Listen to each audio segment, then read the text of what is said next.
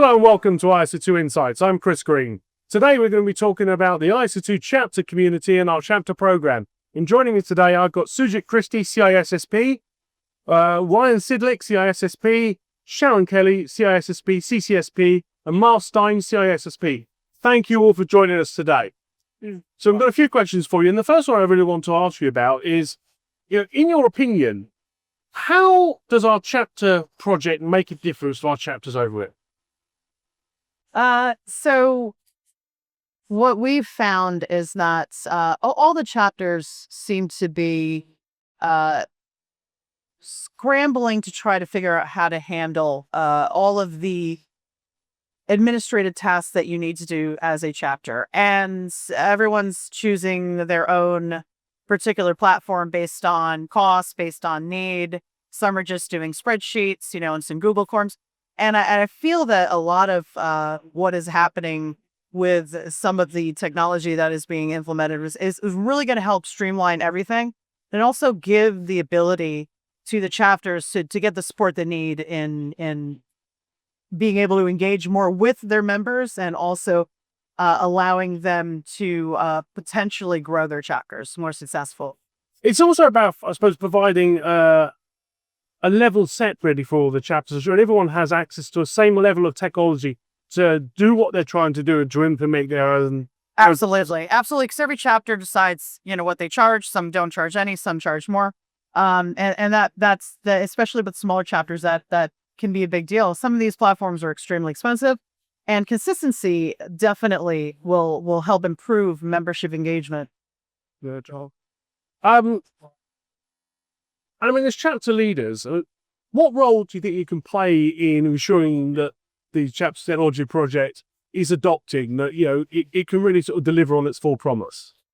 I think just getting out there doing things like Security Congress, but also engaging our members on regular and making sure they understand why ISC2 globally is doing what they're doing and why we as a chapter are on board with that. And explaining how the chapters tie into the global organization and all the decisions that are made and the conversations that we've had. I think just conveying these things to our members and to the community at large, I think will be helpful. So moving on, Ryan, I think there's probably a question best aimed at you. What are the key things that you can share that you think will help future chapter leaders when it comes to running chapter operation? Well, the first one, and by far the most important, is even though we live in a world that's got technology, even in a world where we have AI, it's down to the people that run the chapter and the people that are the members of the chapter. So what you always want to do is you want to develop your leaders. You want to identify who your leaders are going to be. You want to encourage them. You want to give them assistance. And then life also gets in the way. As you have chapter leaders, things happen. People get sick. People move to different countries. These are all things that I've seen.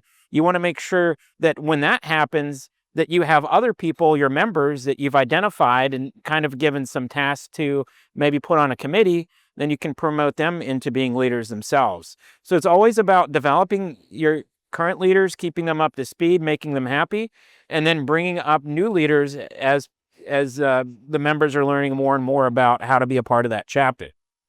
But as we know, running a chapter, it's an undertaking. So, I suppose, what would your advice be on, how do you inspire, how do you empower people to take that leap from being chapter member to chapter leader? Well, the advice I've gotten, and I think it's very accurate, is you want to start right away. Like when somebody first wants to join your chapter, look at the enthusiasm they have. If they're enthusiastic, invite them to be a leader right away. And if it's something that, maybe they bring a passion, maybe they love doing capture the flag exercises, maybe they're very organized, maybe they want to keep your finances together, maybe they know a lot of business contacts, so it would be great speakers. It's really about, I think, the moment somebody wants to join, you want to get them involved as soon as possible. And then maybe later on, there's some people, maybe they come to a meeting or two, maybe they haven't right away seem like somebody that would be a leader, but then they might come in later and say, oh, this is what I want to do. They kind of find their place later on. So either you get them at the beginning, and if for some reason you haven't done that, get them as they kind of find their place. Okay. Now, also, you're in the chapter leader role yourself. What would you say your key takeaways are from being and running a chapter what would you tell people about the pros and cons of being a chapter and running one? I mean, the pros and cons, I mean, I would go with the con first. It's time. It takes a lot of time to do this right. Like, if you want to do it in a way that really is beneficial for the members, you got to put the time in. But I think the pros, they really outweigh that. I've made so many good connections. I've made so many good friends. I've had a lot of great experiences because of my chapter involvement. That's what's brought me to Congress. Me doing things with the chapter, that's been recognized, and that's what brings me here.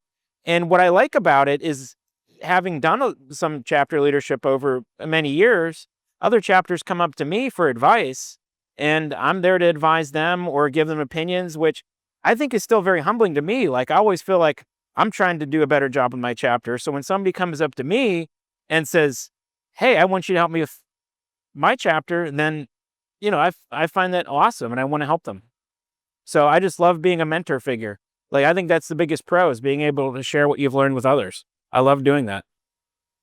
Now, Marv, I mean, you obviously, you're in a leadership role as well. I mean, I'd be keen to understand from you. I mean, how do you go about approaching your role as a chapter leader and dealing with the feedback and then the responses from the chapter members?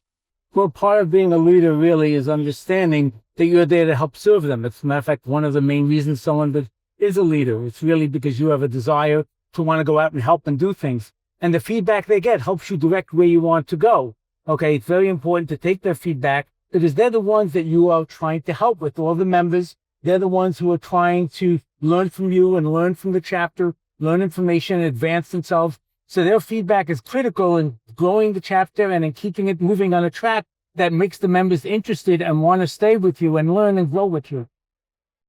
But then how do you take that? How do you use that to try and, again, take those chapter members and start, encouraging them, educating them, developing them to become the next generation of chapter leaders so that the chapter lives on? So you're always looking, when you start as leader, one of the first things you need to look for is who could replace you, who can assist you, who could help out you or any other position in the chapter. That's one of your main jobs there. You know that nothing is forever. You're not always there, and there will be a transition. So as you see people, their enthusiasm, their knowledge, as you deal with them, talk with them, you want to see if they can help. You want to ask them to start small. Maybe they can take on a small task. Maybe they can start with a little project or something they can help with that fits into what they're doing. And from that, you can go ahead and see how they can grow into and possibly become more than just a regular leader, but a leader of the chapter. Very fair. With that in mind, I mean, what advice would you give to other aspiring chapter leaders? How should they be looking to engage with the current leadership of their chapter in order to try and get on that pathway towards getting more involved and, again, moving from member to leader? So you always want to show your interest and enthusiasm in what they're doing. And one great way of doing that is asking how you can help. Instead of saying what it is, ask what areas maybe someone can need assistance in. Because, again, this is all volunteer. Okay, we're all not paid. We're all giving our time. And a lot of times people are somewhat overwhelmed or even just spending a lot and they can use help. And if you go out and ask what you can do and tell them where your expertise is, where you're willing to learn and what to do. So, for example, we send out surveys telling people about this. We want you to help. Let us know where you'd want to help, what areas you can do, what your experience is in. And by answering these surveys or reaching out to people at meetings and telling them you're interested in helping, you could start on the road to becoming a leader and helping out the chapter.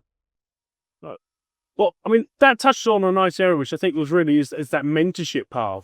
Sujit, I know this is something you've been heavily involved in. I mean, from your perspective, tell us a bit more about the importance of mentorship within the chapter, and how mentoring within a chapter program strengthens the chapter, builds that ecosystem, builds that next generation, and also, more importantly, ensures that the chapter continues to deliver value for everyone involved.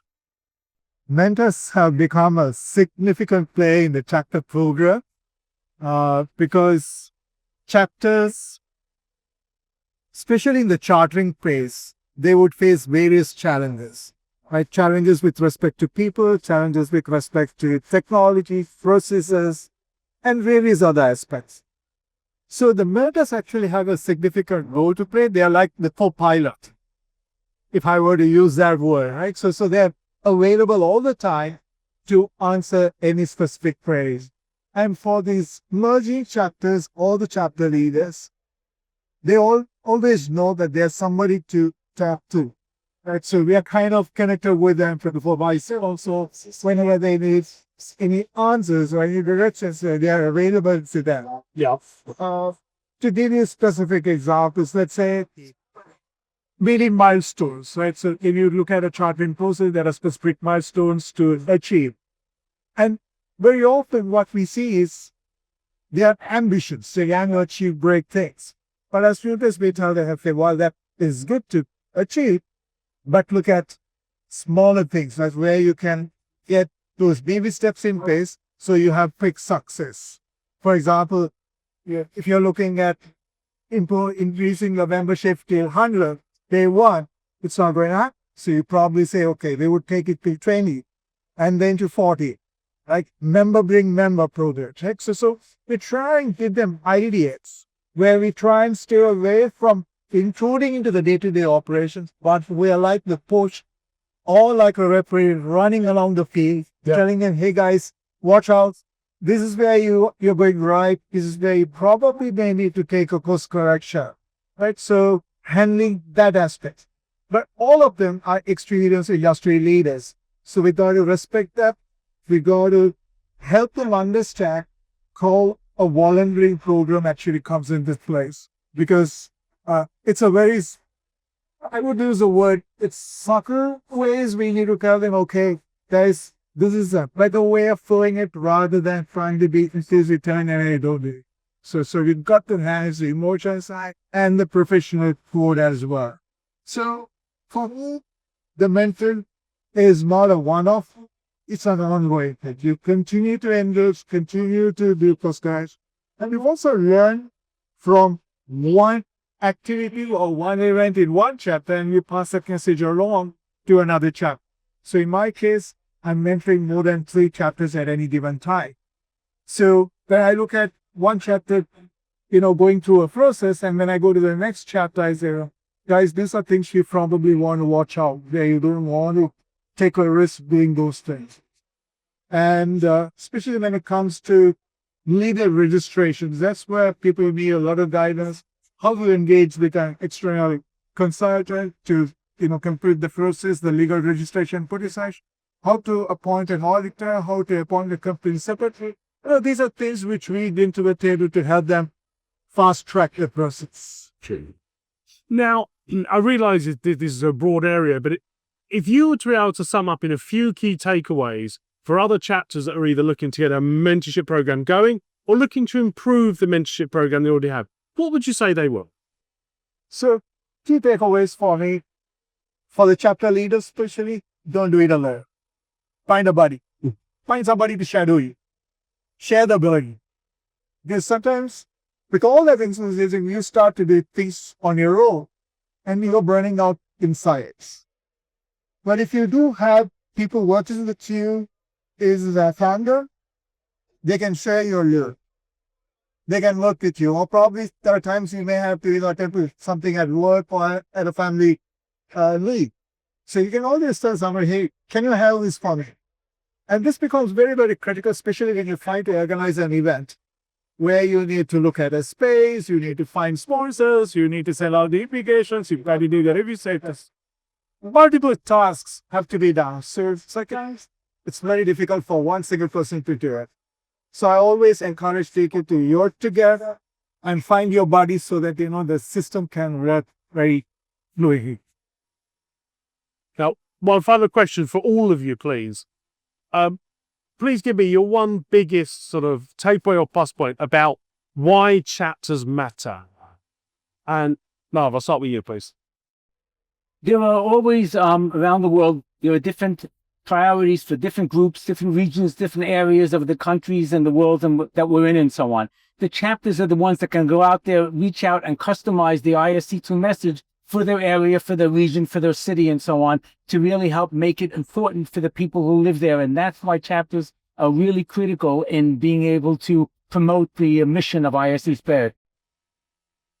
Yeah, I agree. I was thinking that as a local chapter, we've come across people who are like, oh, I've never heard of ISC2. What do they do? Right. So we're the ambassadors. We're the local ambassadors for the global organization, and our voice helps promote the global organization and its mission. And I think that's really important. Yes, it's interesting you mentioned ambassadors. I also think that we're the voice of representation.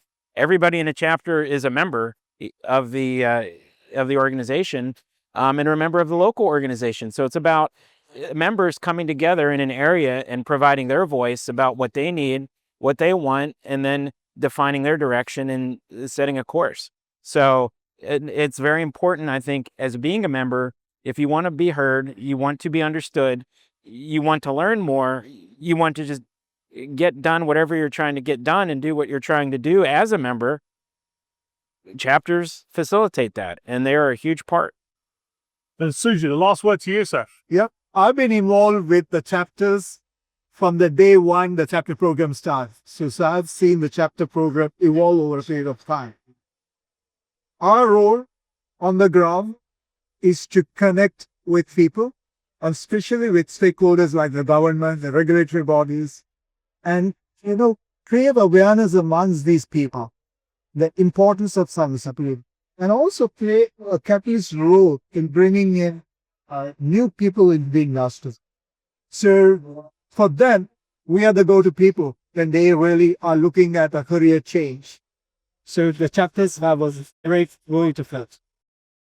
That's great. Well, I think we can all agree the important thing is, if you're an ISC2 member, join the chapter, engage with your chapter, be part of your chapter. Chapters are ultimately a sum of their parts. The more you put in, the more you will get out. I think we can all agree on that. Yes. Absolutely. Absolutely. Yes. Wonderful. Thank you all for joining us today. We really appreciate your time and your info. Thank you. Thank you. That's everything from ISC2 Insights. Join us again for another video soon, and always keep an eye on our content at isc2.org/ISC2 Insights. Thank you for now, and goodbye.